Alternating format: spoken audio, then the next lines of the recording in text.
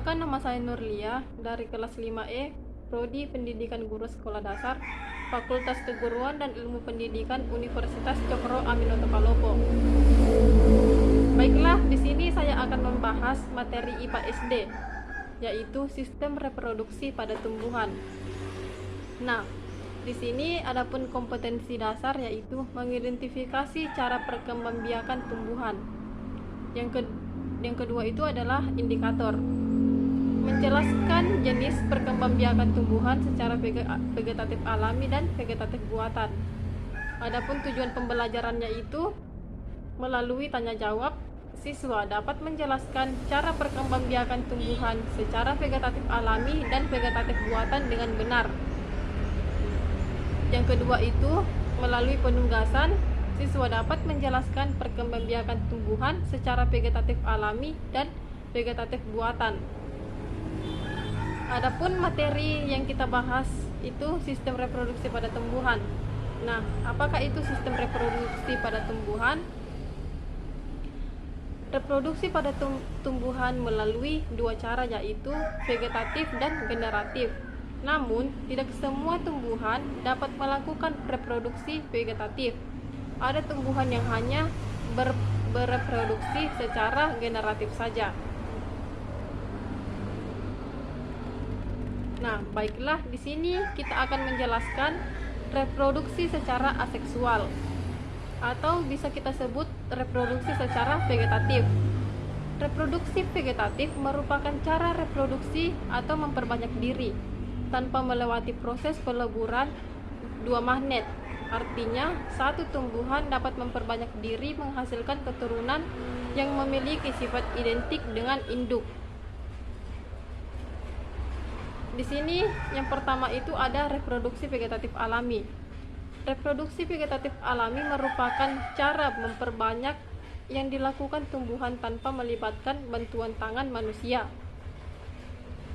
Ada beberapa cara tumbuhan melakukan propagasi vegetatif alami, antara lain yaitu spora.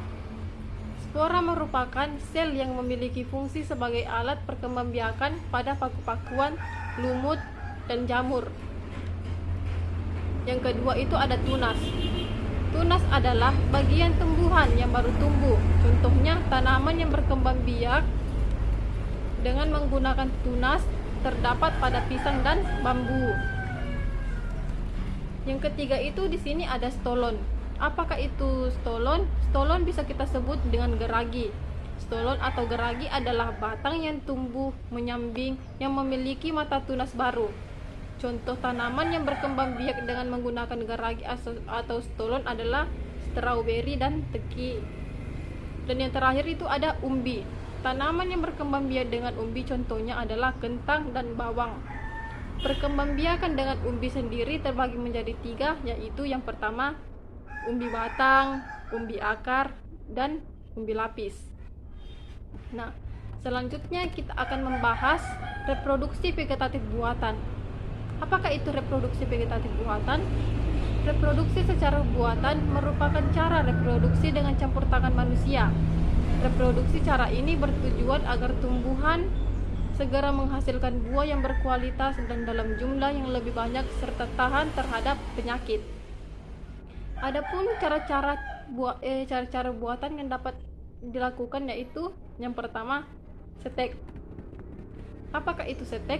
Setek adalah cara perkembangbiakan dengan menggunakan potongan-potongan batang atau cabang, terutama pada daerah yang berbuku-buku. Yang selanjutnya itu di sini adalah cangkok. Apakah itu cangkok?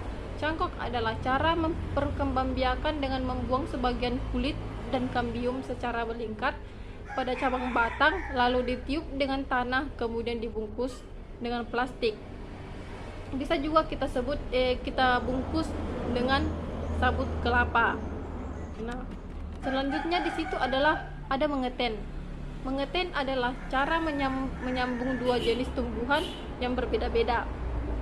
Dan selanjutnya itu adalah ada okulasi. Okulasi bisa kita sebut dengan menempel. Okulasi pada dasarnya sama dengan mengeten, tetapi tumbuhan ditaruh di atas, hanya diambil mata tunasnya saja. Dan yang terakhir itu ada merunduk. Apakah itu merunduk? Merunduk adalah cabang atau batang tumbuh hingga masuk ke dalam tanah. Pada bagian yang ditimbun tanah tersebut kemudian akan muncul akar. Nah, di sini kita akan membahas soal-soal latihan. Di sini ada 5 soal latihan, yaitu soal yang pertama, berikut ini cara yang merupakan perkembangbiakan vegetatif alami adalah: A. Setek, okulasi dan cangkok. B. Geragi, tunas dan okulasi. C. Setek, umbi batang dan umbi akar. D. Tunas, umbi batang dan umbi lapis. Jawabannya itu adalah D. Tunas, umbi batang dan umbi lapis. Selanjutnya soal yang kedua itu perkembangbiakan tumbuhan yang dilakukan dengan cara menimbun bagian cabang yang tumbuh memanjang dalam permukaan tanah disebut: A. Setek, B. Okulasi, C. Merunduk, dan D. Cangkok. Jawabannya itu adalah merunduk. Dan soal yang ketiga itu tumbuhan paku dan lumut merupakan contoh tumbuhan tidak berbiji. Tumbuhan tersebut berkembang biak dengan cara: A. Setek, B. Spora, C. Membelah diri, D. Okulasi. Jawabannya itu adalah spora. Dan soal yang keempat itu tanaman berikut ini yang dapat dicangkok adalah: A. Jambu dan apel, B. Pisang dan anggrek, C. Mangga dan kelapa, D. Ubi kayu dan mangga. Jawabannya itu adalah A. Jambu dan apel. Soal yang terakhir atau soal nomor 5. Berikut ini tumbuhan yang berkembang biak secara tunas adalah: A. Pisang dan padi, B.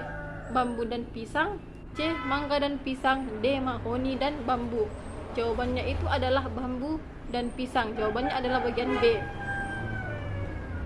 Nah, mungkin inilah yang kita bahas, yang bisa saya bahas pada pagi hari ini tentang sistem reproduksi pada tumbuhan. Kurang dan lebihnya mohon dimaafkan. Wabillahi taufiq wal hidayah. Wassalamualaikum warahmatullahi wabarakatuh.